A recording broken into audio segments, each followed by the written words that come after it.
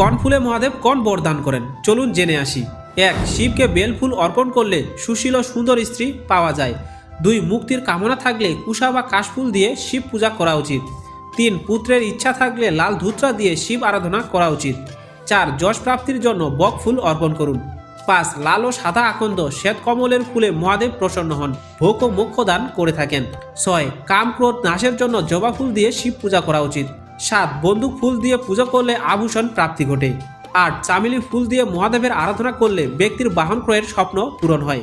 9. তিসির ফুল দিয়ে যিনি শিব পূজা করেন তিনি বিষ্ণুরও প্রিয় হয়ে যান। 10. জুঁই ফুল দিয়ে পুজো করলে বাড়িতে কখনো অন্নভাব থাকে না। 11. নির্গুণ্ডি ফুল দিয়ে শিব পূজা করলে মন পবিত্র ও নির্মল হয়ে যায়। 12. বেলপাতা দিয়ে পুজো করলে শিব সমস্ত মনস্কামনা পূরণ করেন। 13. হরসিঙ্গার ফুল দিয়ে পুজো করলে সুখ সম্পত্তি বৃদ্ধি হয়। 14. সর্ষে ফুল দিয়ে শিব আরাধনার ফলে শত্রু নাশ সম্ভব হয়। এবং সর্বশেষ 15.